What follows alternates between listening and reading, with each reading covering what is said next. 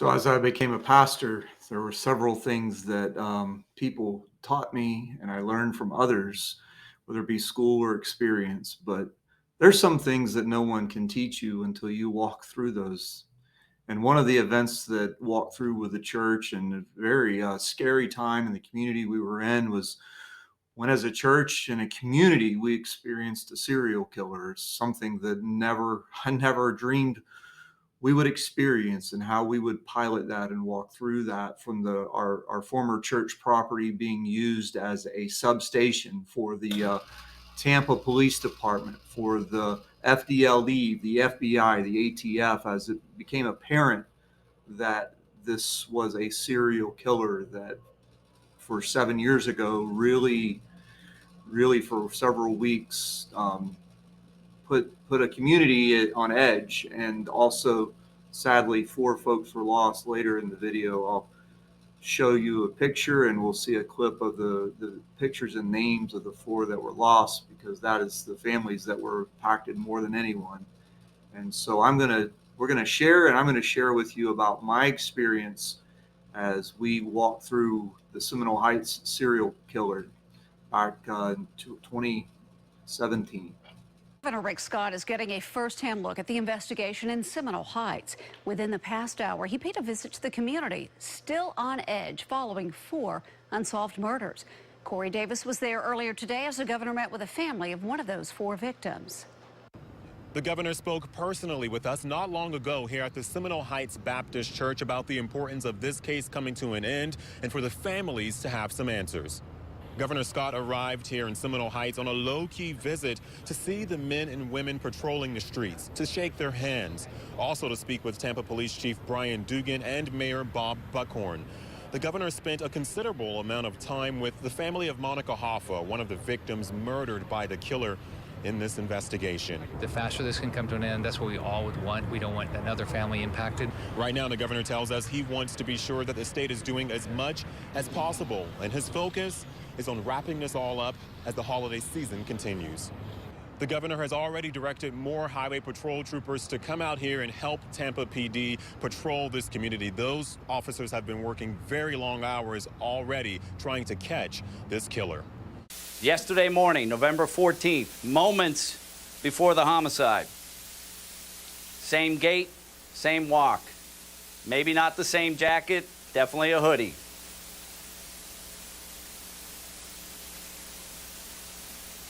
Someone has to know who this individual is.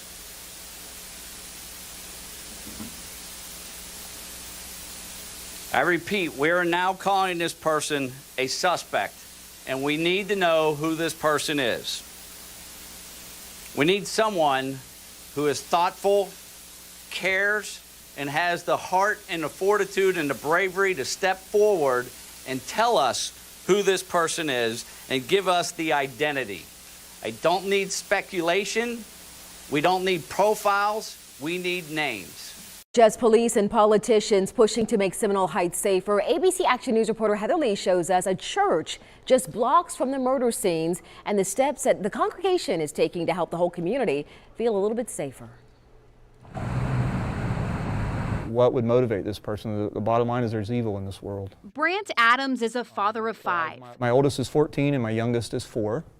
And so all of the 4 older ones are aware that there's something going on. He's also a pastor at Seminole Heights Baptist Church, just blocks from where these 3 people were killed. On social media, through the Nextdoor app, or Facebook. I mean, that's all anyone is talking about. Andrea Ramirez and her family have been going to the church for a while and feel safe here. Pastor Adams says they have trained security greeting people and keeping the doors locked. Caitlin Young works down the street at Edison Elementary School. The fact that it's dark in the morning when I get there, and so I'm a little nervous about that. Her husband Jack saying they're cautious but not afraid. We're not going to change anything. Adams is also telling church members who ride the bus to get a ride from one of their staff members instead. You have the right to walk down a sidewalk without fear, but knowing with this sort of thing going on, I'm happy to see that folks are paying attention. The church is holding a self-defense class November 18th. All are welcome. In Seminole Heights, Heather Lee, ABC Action News.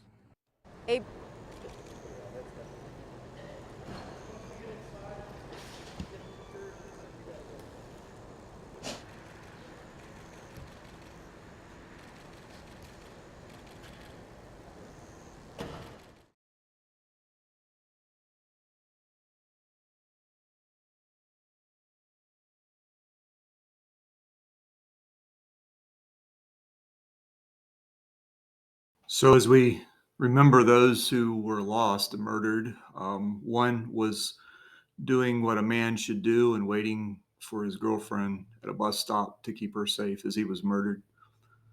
Another, she was just walking down the road and was murdered. And one gentleman was going to a food pantry to help people. And so, as these people were lost, and another young man cut down in his prime. So, we remember these people. And we also, as I'm telling the story of my experience, we can't tell my story of my experience, certainly without recognizing these four individuals who were taken by evil. And so, as we do that not to exploit them or to do anything like that, and just to humbly, just it's a difficult situation, recognizing most difficult for the families. And so, as I walked with the church through this, we walked through this as we partner with a local church in our school in our neighborhood, Edison Elementary. As this was going on, we had some 300 and something police cars in our church parking lot. We had surveillance set up on the roof, and more than happy to. We were opening the doors, please. We had an outbuilding that we used that they had access to 24 hours a day to use restroom and snacks and cool off and talk and debrief as they were really serving and protecting our community. But in the middle of that, we still had to operate as a church. We tried doing a community outreach. We tried doing a silliness with hindsight. We tried doing a family movie night, which was a goofy idea in the middle of a serial killer. And as you would expect, no one showed up. But our church folks showed up. They tried. So it wasn't a failure. It was a success. Because our church folks showed up as they would do when we did a prayer walk with a sister church in the community. As we walked through the neighborhood, you saw the video of the gentleman that was captured. We did the prayer walk and prayed that he would turn himself in. And really the abnormal events of which he was basically surrendered the gun to an employee at the McDonald's, a police officer who made an attempt to be at different place to eat lunch, and this was the only place that officer could eat lunch for different reasons. And so the gun was turned over to them, and the gentleman was captured. And so he's still waiting trial. So anyone is presumed innocent until guilty. So I don't want to insinuate any guilt, but the suspect was captured. So in the meantime, we tried being a church. We did a Thanksgiving meal for the staff and teachers of Edison Elementary that was in the heart. Murders were all around where this elementary school was. Even in the video, you saw one of our church members who is still a teacher and was at that school at the time sharing about her experience in going to school there and teaching.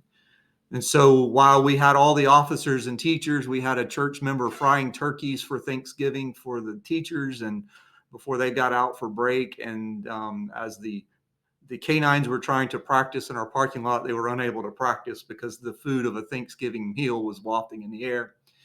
We had just so many things going on. We had the prayer walk, and we still had continued to have church service. We suspended Wednesday evening for the time being because we wanted to give full access to law enforcement to our buildings as they had need, and it was our honor to do so and to be in that community. And so what did I learn from that? One, I learned that the church that I walk with, that I am allowed to be their pastor, that I walk alongside with, and then many times I ski in their wake. I learned about their character that I knew they had, but just to see that they were willing to go out and prayer walk in the community and greet people and say, hey, we're here praying for you. Though not all of us live in the community, we're here praying for you. To see folks line up and volunteer to go take Thanksgiving meal to teachers and to staff and to janitors and all the people that were trying to keep children safe as they also were having the school on lockdown and just a crazy thing. So one, I learned the character of the church that I walk alongside of and those people. Two, I just learned that God puts you in situations and you have to be the church regardless of the situation. And the third thing I learned was just be who you are in all situations, be the church, and do the best that you can. And so, as living in this community at the time, I no longer live in that community, but living in that community at the time, pastoring in that community at the time, was truly an amazing thing. On that side of town, on that side of Hillsborough Avenue, on that side of the interstate.